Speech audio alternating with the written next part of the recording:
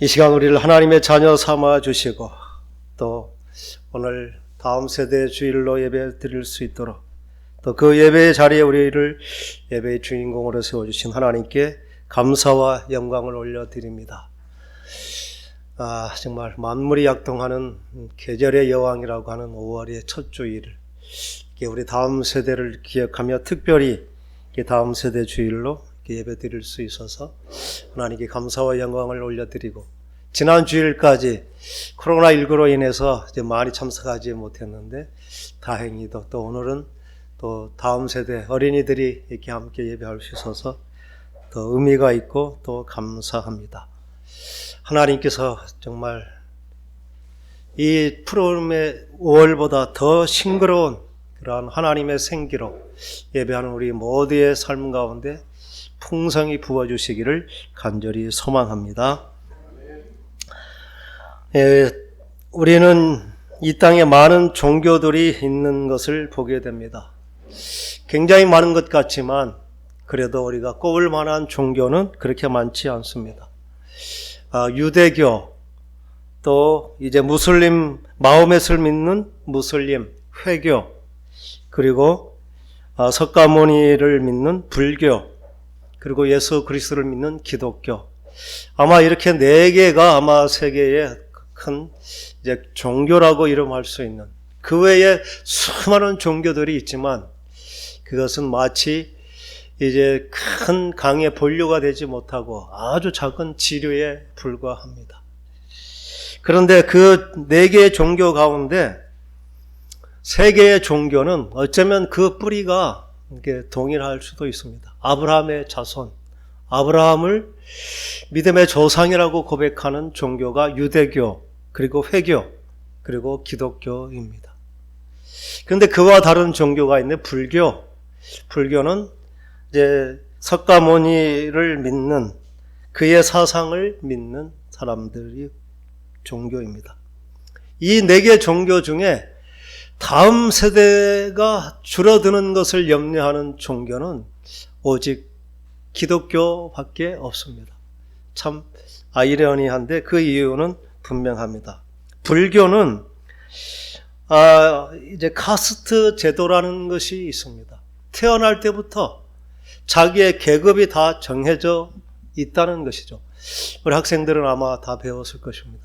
카스트 제도에 대해서 태어날 때부터 가장 높은 상류층, 브라만이라고 하는 계층, 승려 계급, 또 그 밑에 크사트리아라고 하는 귀족이나 무사 계급, 그 밑에 바이샤라고 하는 이제 일반 평민, 또 농업, 상업에 종사하는 또 연예인까지 이 평민에 속하고, 그 밑에 수드라라고 하는 수공업자, 또 하인들, 또 청소부, 이런 계층에 있는 평민들, 이제 그 사람 평민 이하의 어쩌면 이 계급의 사람들, 그 밑에 불가촉 천민이라고 하는 사람 대접을 받지 못하는 계층이 또 있습니다.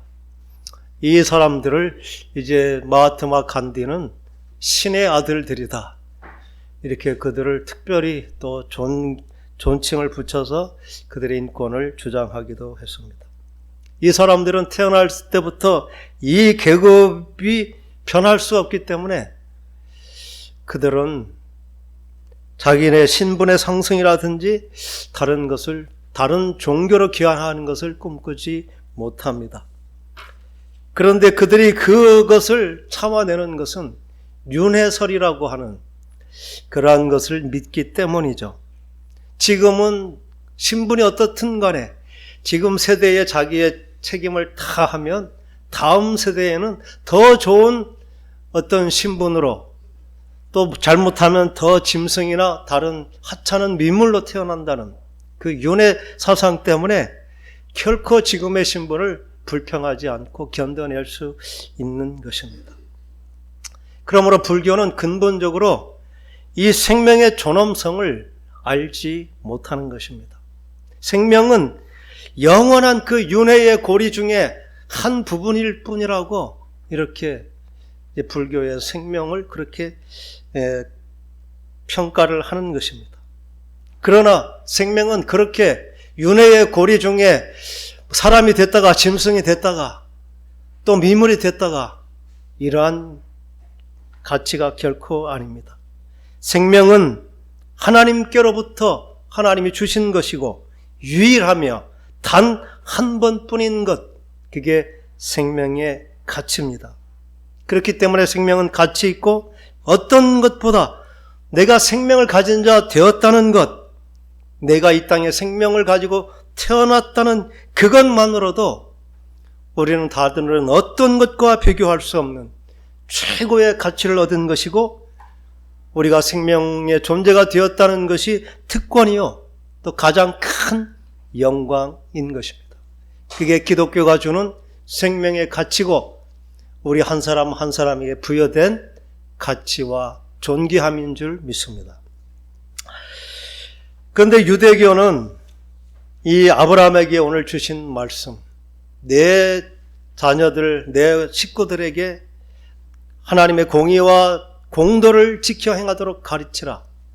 그렇게 해서 이스라엘 백성들은 쉐마라고 하는 구체적인 말씀으로 이스라엘에 들으라, 너희 하나님 여호와는 오직 유일한 여호와시다. 하나님께서 우리의 창조주 되시고 우리의 아버지 되신다는 그 믿음을 철저하게 이스라엘 백성들은 가르쳐 지키는 것입니다. 지금도 전통 유대인들은 이 규정을 엄격하게 실체적으로 지키는 것입니다. 이마에 또 손목에 기호를 삼고 일어날 때든지 잠잘 때든지 철저하게 가정에서 이것이 지켜져서, 그들은 AD 70년 로마가 멸망하면서 전 세계에 흩어지고 2000년을 넘게 정말 유랑하는 그러한 민족으로 살았지만, 이 하나님의 말씀, 하나님이 우리의 창조주 되시고 우리의 하나님 되신다는 그 믿음으로 그들은 정말 1948년 해방을 맞고 다시 민족을 회복하게 된, 그게 그들이 철저하게 하나님의 신앙을 지켰던 그 신앙의 힘으로 그들은 1000년이 넘는 유랑의 기간에도 불구하고 자신의 정체성을 지키고 가장 탁월한 민족으로, 그들이 10년 후에 정말 전 아랍 세계가 동원된 정말 상대가 되지 않는 그 전쟁으로 다시 멸망할 위기에 있었지만, 그들은 신앙으로 전쟁 역사의 유례가 없는 6.1 전쟁이라는 것을 거쳐서 그들은 지금도 전 세계에 막강한 힘을 발휘하는 나라가 되고 있습니다. 이스라엘이라는 땅은 대한민국의 4분의 1밖에 되지 않는 굉장히 작은 영토를 가진 그러한 사람들이지만, 이 하나님을 믿는 이 믿음을 지켰던 그들은 지금도 전 세계에 가장 강력한 그러한 통치력을 발휘하는 그런 나라로, 그리고 그들은 결코 자기들의 후대가 없어질 것을 염려하지 않는 그러한 삶을 살고 있습니다. 그들은 아버지가 친히 본을 보이고 또 그들은 철저하게 이 하나님의 말씀을 자식들에게 생명처럼 전수하기 때문인 것이죠. 태어나면서부터 그들은 하나님의 말씀을 가르치고 13살이 되었을 때 그들은 성인식을 합니다. 성인식이 가장 중요한 것은 하나님의 말씀인 모세오경의 율법을 잘 익히고, 원래는 다 암송하게 되어 있었는데 지금은 세상에 너무나 많은 정보들이 있어서 다 암송하지 못하고 그것을 중요한 구절을 익히고, 또 성인식에는 바로 토라를 시험을 보는 것인데 토라에 대해서 해석하고 그것이 합격하면 성인이 되는, 그래서 원래는 모세오경을 다 암송하는 것이었지만 이제 점차 그 내용을 이해하는 것으로 이렇게 약간 완화된 것으로 보여집니다. 그런데 이러한 전통을 통해서 이스라엘 백성들은 아주 세계의 탁월한 민족이 되는 것이죠. 그러면서 또 하나, 이 다음 세대가 견고하게 지켜지는 무슬림이라는 것입니다. 이 무슬림이라고 하는 것은 물론 자기들도 아브라함의 후손, 아브라함의 장자 이스마엘이 후손이라고 말하면서 아브라함에게 주신 약속은 우리에게 주신 것이다. 이렇게 회교에서도 믿고 주장하는 것이죠. 거기에는 가부장적인 아버지가 절대적인 그런 법적인 권한을 가진, 신앙에 위배되면 살인까지도 할 수 있는, 이게 그러한 절대적인 권한을 주어서 그 제도가 지켜지는 것입니다. 그것은 너무나 불의함에도 불구하고 이 가장들에게 준 특권이 있기 때문에 그 가장들에 의해서 이 법이 계속 지켜지고, 그렇게 지켜진 것이 너무나 이제 우리가 상상을 뛰어넘는 것입니다. 그 가운데 자란 아이들도 대학도 가고 전 세계에 흩어지고 세계 문물을 다 익히고, 그럼에도 불구하고 자신들의 신앙을 포기하지 않는 것. 이 회교와 비슷한 것이 바로 이제 북한 이제 김일성 공산주의죠. 북한의 많은 사람들이 정말 세뇌 교육을 통해서 마치 김일성 일가를 자신의 아버지처럼 이렇게 친처럼 떠받드는 것, 그게 우리가 생각하는 것보다 더 깊숙하게 그들에게 세뇌되어 있다는 것을 보게 됩니다. 그런데 기독교는 그러한 정말 생명을 다하고 신앙을 전수하는 것을 가치로 여기는 그것을 잃어버렸죠. 우리가 유대교를 배격하면서 종교 개혁을 하면서 그 자식들에게 생명처럼 그 믿음의 유산을 전해야 될 그것을 잃어버리고, 우리는 수평적인 선교의 명령만 가져서 기독교에는 그렇게 자식들에게 정말 생명처럼 그 자신의 신앙을 전하지 못하는 오류를 오랜 동안 범하고 있었습니다. 특별히 대한민국에는 특별한 종교적인 환경이 되는 것이죠. 대한민국처럼 다양한 종교가 서로 분쟁하지 않고 유지되는 나라는 거의 없을 것입니다. 불교, 유교, 회교 모든 것이 가능한 나라가 되어버린 것이죠. 그리고 한 집안에 다른 종교를 가지고도 분쟁하지 않고 살아갈 수 있는 나라, 아마 대한민국밖에 없을 것 같습니다. 그렇게 해서 종교는 자유라고 하는 것이 다 마치 각인되어 있어서 내가 기독교임에도 불구하고 자식에게 기독교를 강요하는 것이 마치 종교의 자유를 제한하는 것처럼 느껴지는 환경, 그것은 대한민국에 있는 우리들만이 가진 특별한 어떤 환경이기도 합니다. 유대교나 회교에서 다른 종교를 갖는다는 것은 꿈도 꿀 수 없는 일이고, 만약 그렇게 한다는 것은 모든 특권, 모든 그러한 자격을 다 잃어버리는, 그렇게 모든 것을 포기하지 않고는 그 종교를 벗어날 수 없는데, 우리나라에는 그러한 제한이 없기 때문에 더 기독교가 이렇게 생명을 걸고 전해야 될 것으로 여겨지지 못합니다.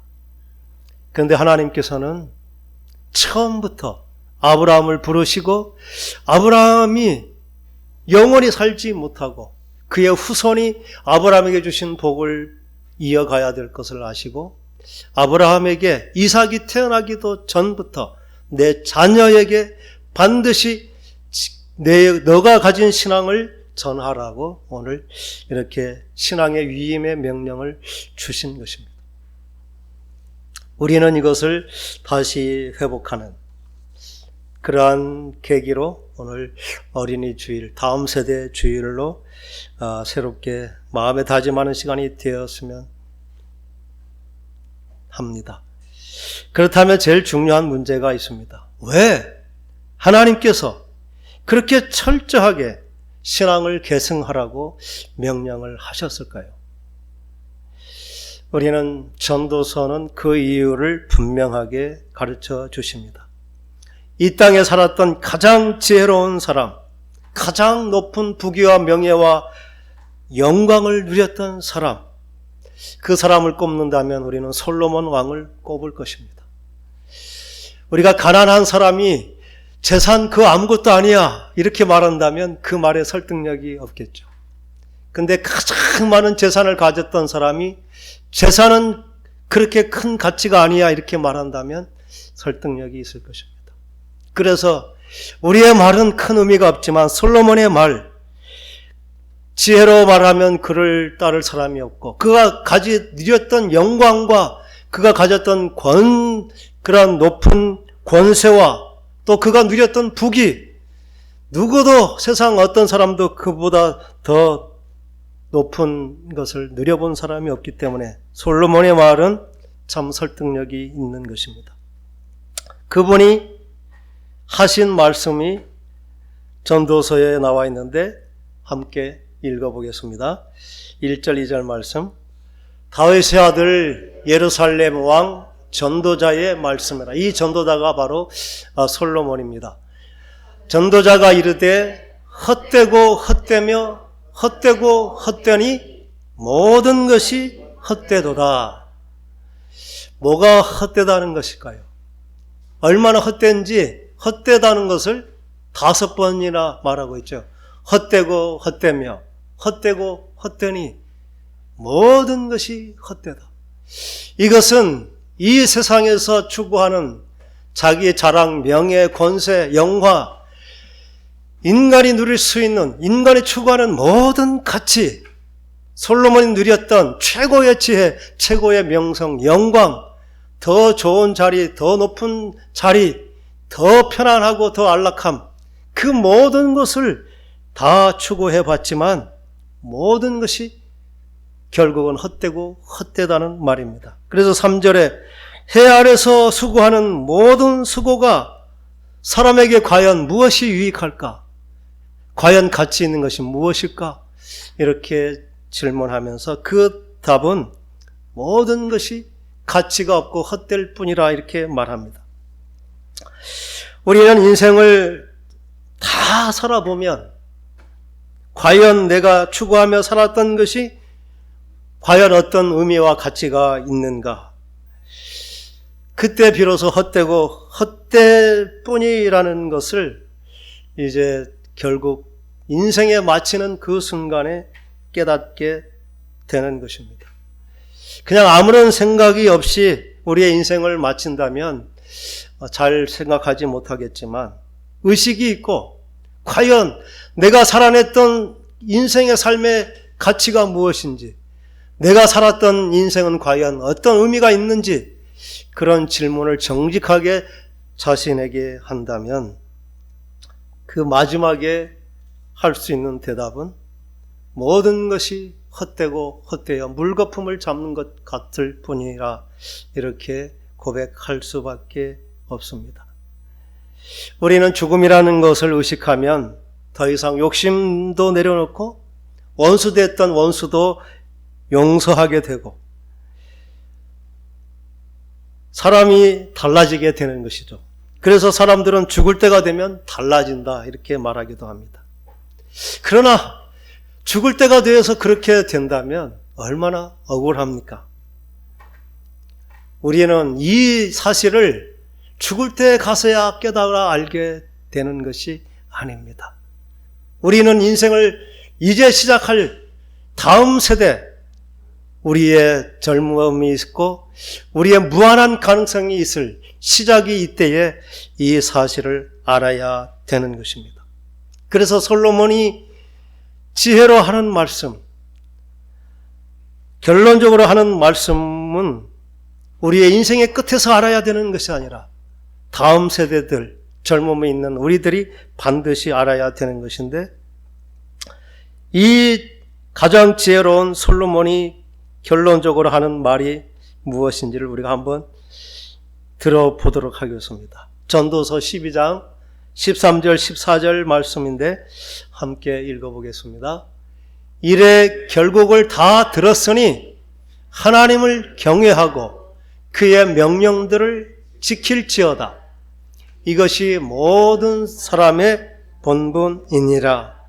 하나님은 모든 행위와 모든 은밀한 일을 선악간에 살피 심판하시리라. 아멘.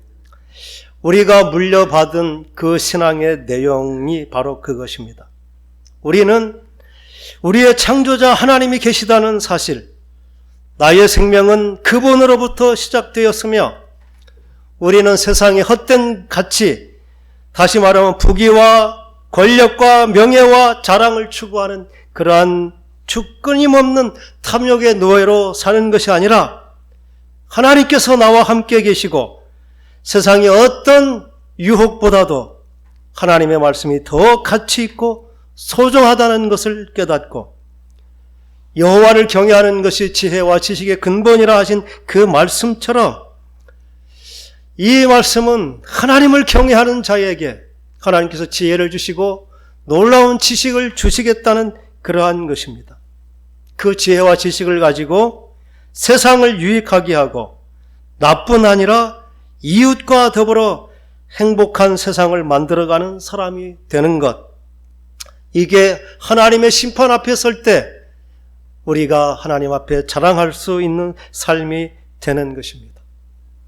세상은 그렇게 말합니다. 공부해서 남주냐, 죽 서서 개 줬다, 이렇게 아주 비아냥거리면서 말합니다. 그런데 성경은 그것이 가치 있다 말합니다. 우리는 공부해서 남을 유익하게 하는 사람, 정말 죽을 써서 그게 내가 먹는 것이 아니라 다른 사람이 먹는 것이 되더라도 그것으로 가치 있다, 잘했다고 여기는 사람이 되는 것, 그게 바로 자기의 부와 명예와 권력과 자랑을 추구하지 않는, 헛됨을 추구하지 않는 사람이라는 것입니다.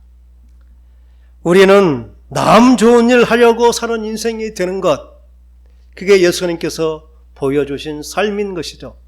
나는 섬김을 받는 자가 아니라 섬기려 하고 도리어 다른 사람의 생명을 위해서 나의 생명까지도 주려 함이라. 예수님이 사셨던 길이 바로 헛됨을 추구하지 않는 가장 가치 있는 것을 추구하는 삶이었다는 것입니다. 우리가 신앙을 가진다는 것은 이 가치를 진정한 최고의 가치로 여기고 또 그러한 것을 우리의 후손들에게 물려주려고 하는 것입니다. 세상은 자기가 가진 것만큼 누리고 그것으로 높아지라고 말합니다.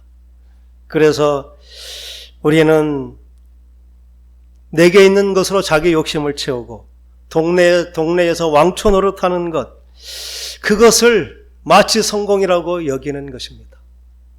그것은 세상에 속한 사람들이 누리는 가치이고 추구하는 가치일 것입니다. 적어도 우리는 창조주 하나님이 우리의 아버지시고 나의 삶을 주관하시고 나는 그 하나님을 대리하는 자로 이 땅에 보냄을 받은 자인 것입니다. 하나님의 이름을 가지고 동네 왕초 노릇이나 한다면 그것은 하나님을 부끄럽게 한다는 사실을 우리가 인식하며 사는 것입니다. 하나님께서 아브라함에게 그렇게 생명을 다하여 신앙을 전수하라고 하신 것은 그것입니다. 하나님께서 아브라함을 부르시고 너로 하여금 모든 민족이 구원을 받으면서 모든 사람이 복을 받는 복의 통로로 너를 사용하겠다는 것입니다. 우리는 그렇게 그러한 존재로 부름을 받은 자, 그 예수 믿는 우리 한 사람 한 사람들의 가치인 것입니다.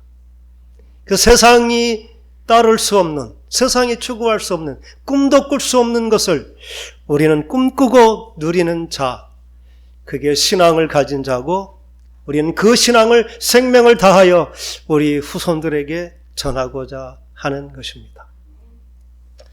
하나님께서 아브라함을 부르시고 복의 근원이 되게 하시고 너에게 말한 그 축복, 모든 사람이 복을 받고 너로 하여금 모든 천하 만민이 구원을 받게 하는 그 복을 너의 후손들을 통해서 누리게 하겠다.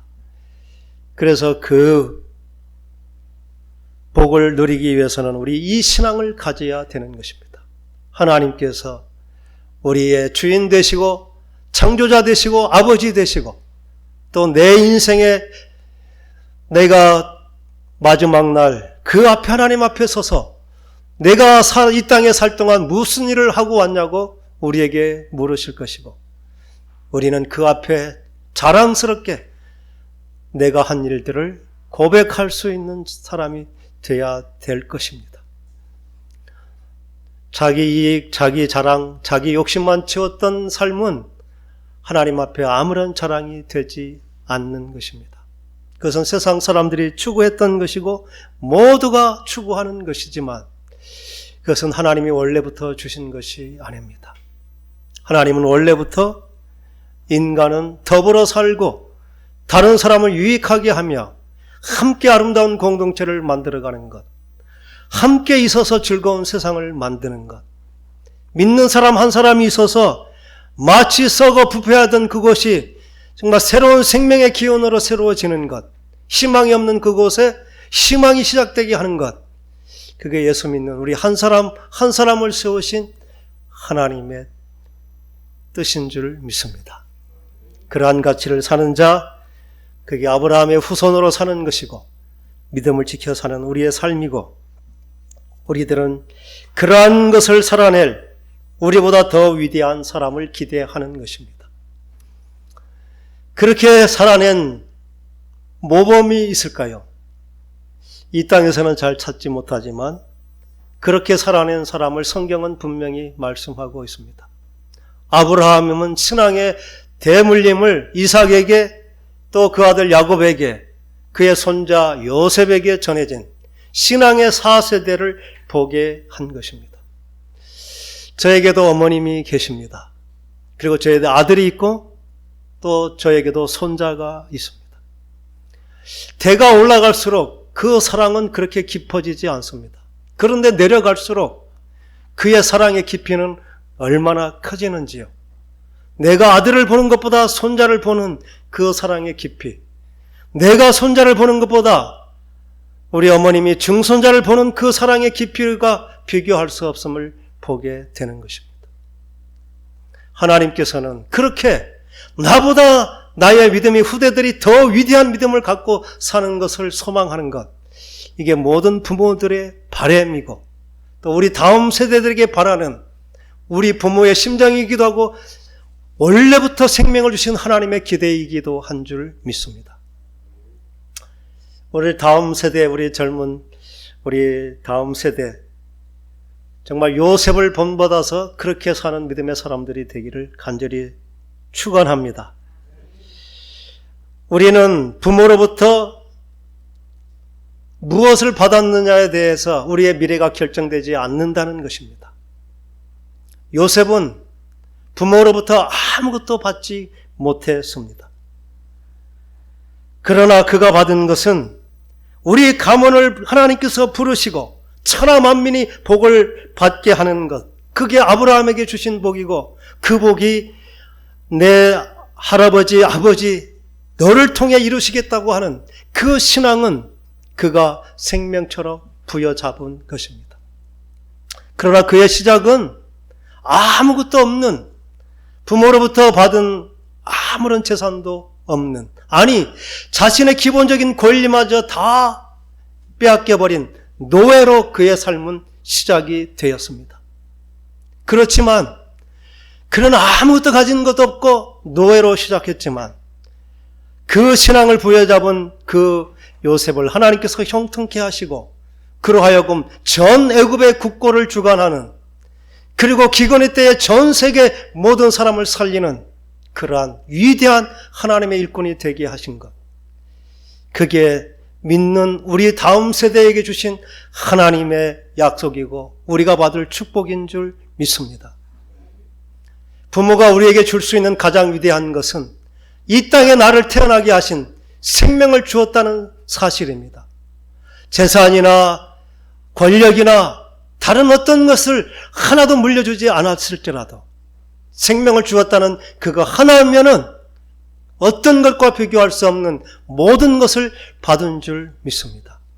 그 모든 것 가운데 살아계신 하나님에 대한 신앙이 반드시 우리가 끝까지 부여잡고 정말 요셉처럼 위대한 믿음의 삶을 사는 우리 다음 세대들, 우리 모두가 되기를 간절히 축원합니다.